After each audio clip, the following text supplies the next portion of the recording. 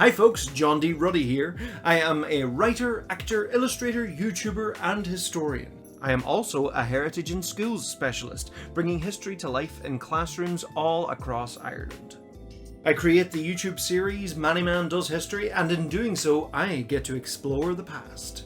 Believe it or not, we share our space with the past. Think about the room that you're in right now. Where were you before you started watching this video? Your past self is doing that right now. And your future self is gonna finish watching this video. Your future self is already finished watching this video and is doing something else in this same space, in the past, present, and future. I know, right? Anywhere we go, we share that space with the past. The buildings that we see, it was built at some point. Buildings come and go throughout time. Maybe there were buildings there before. The place where we live changes so much over time. It would be so cool to have a time machine to go and explore the past. Well, what if I told you that that is now possible? Like, not literally, I'm not going to actually tell you how to build a time machine. I wish I could, but I won't. What I am going to show you though is how to use your computer as a time machine, as a virtual time machine. All you're going to need is a few websites and a little imagination. First of all, what we're going to find is Google Earth. Okay, so you can download Google Earth Pro. And here we go, Earth versions. So you can download Google Earth on web, on mobile, or on desktop. And that's the one that we're going to go for. I already have it downloaded. So here is Google Earth Pro. What Google Earth allows you to do, it's the entire planet. You can zoom right in, and here is Ireland. You can change your view.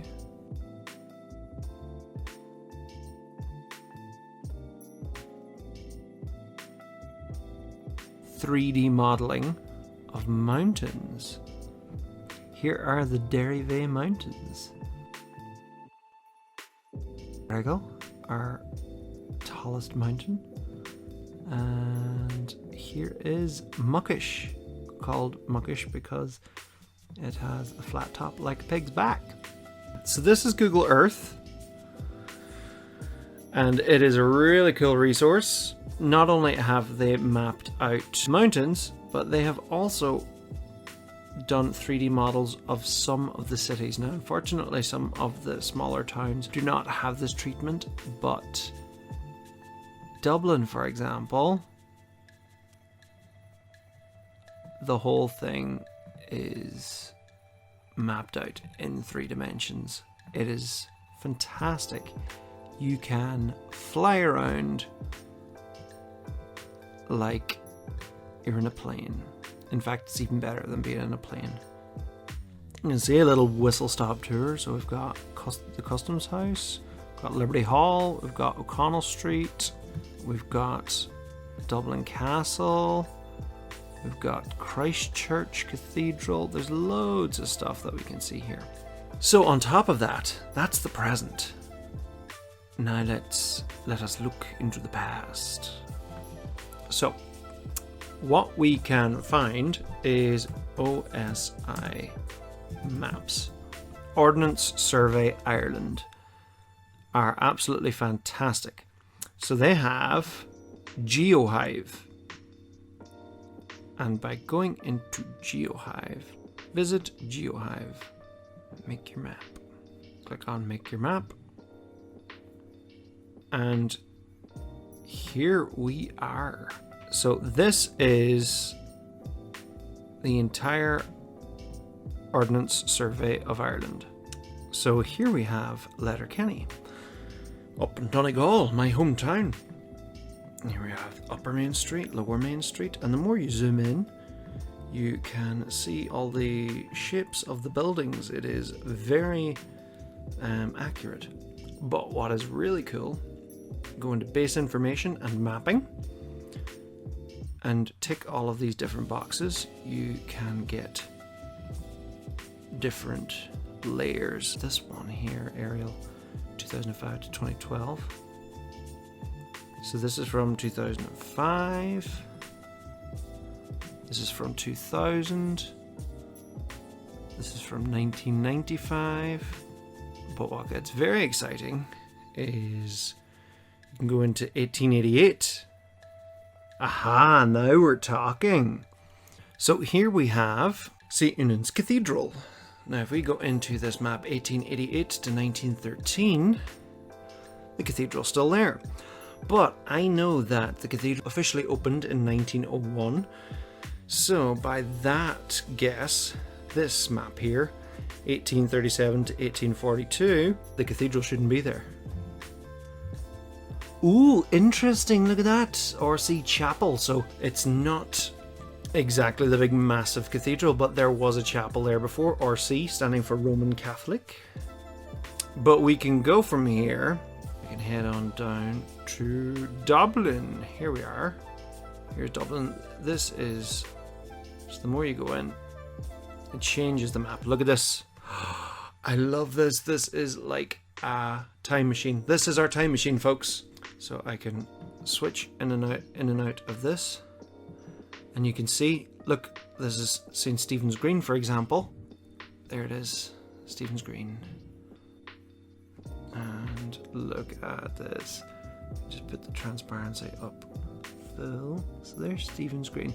It's always good to take something that you can see that is the same as it was in the past. So there's Stephen's Green.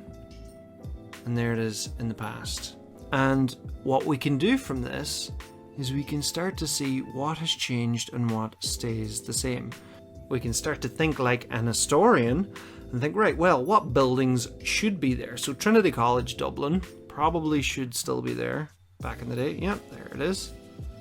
But what we can do is we can go over to Dublin Castle, because Dublin Castle is a great place to look. There it is there. Because Dublin Castle is where, more or less, the original Viking settlement of Dublin began. What we're going to do now is we're going to go further back in time. The thing with GeoHive is it only goes back as far as the 1830s, which is still pretty far back. But what if we want to go older? You can find cartography. Cartography is the very fancy word for making maps. A cartographer was someone who made maps. So, cartography of Dublin. This page on Wikipedia. Now, the thing with Wikipedia is you need to be careful regarding what has been written down, because anybody can come in and edit it. However, these maps seem to be fairly well sourced. This, for example, is a map from 1610. And look at this. I love this. This is what I'm talking to, folks. This is our time machine. This is our time machine right here. This is from 1610. So you can see there's Dublin Castle right there. And the walls. But what we can do, let's have a side by side so we can compare. So here we have Dublin. There's the castle. So here we have Dublin Castle. And if we go scroll over, look, here we have Christchurch. And then if we go over here, we've got St. Audien's Church over there. But you can see, actually, look at the shape of this road. It follows the shape of the wall. Even though the wall's not there anymore. There are little parts in Dublin though, if you know where to look. Medieval map. Map of Dublin. Now, here is the difference between primary and secondary sources. Primary sources are from the time itself. So this map here is from 1610. So it was drawn in 1610. And so that is a primary source. It came from the time. But then we also have secondary sources, which is a map like this, which was made in modern times, but based on historical research. So this map, for example, shows you, here's Dublin Castle, and here's the outline of where the walls were.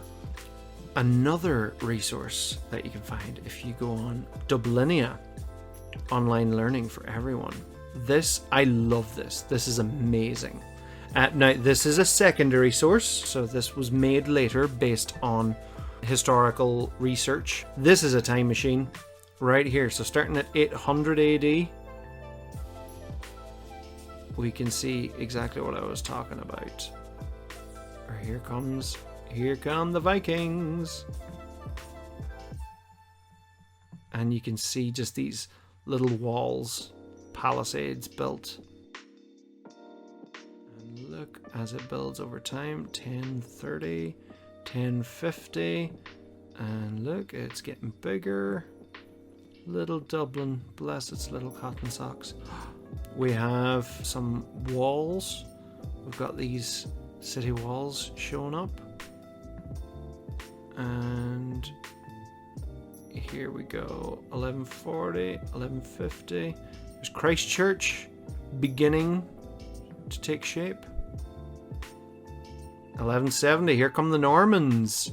And look at Dublin Castle now. It's becoming much more built up. But you can also see, why the Vikings chose to settle here. Because it was so defendable. It was surrounded on 3 sides by water. And as the years went on, that was really useful for defending. If an army was coming to try and attack it, they couldn't cross that water. Or if they did, it would be a big problem to try and cross that water. They could only attack this side, which is why they build these big thick walls here. And there aren't big thick walls along there just yet because the water is defending them.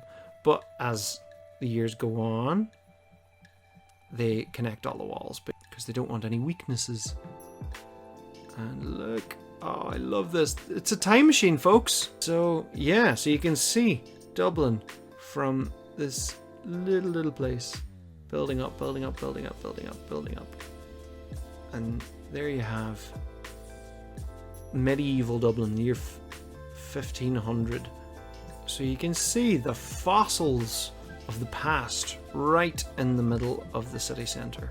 And once you know how to line these things up, so here's a very similar view. So look at this. There's Dublin Castle, and there's Dublin Castle. And you can see the River Poddle flowing in there. The River Poddle now flowing under the city. If you Google historical maps of Ireland, you can find all sorts of different ones. The UCD, University College Dublin, has a great collection of maps. So we've got historical maps all island Ireland, but what we can find is historical maps of Dublin. Now there's a fantastic map from 1756, an exact survey of the city and suburbs of Dublin. I love this map. From 1754. The detail of this map is phenomenal. They've got ships. Look at the amount of ships that were all the way up the Liffey. Wow. Because the old custom house quay. Because the old custom house used to be up here. This is now like right in the middle of Temple Bar.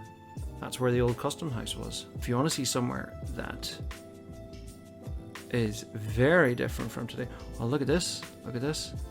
Here we have Trinity College, and here we have Parliament House. Actually, we can look at it in real life. Parliament House is now the Bank of Ireland building. But look, this used to be the Parliament building. And look, there's a dome on it at one point. You can find historical historical illustrations of the dome. There's Trinity College, there's Trinity College.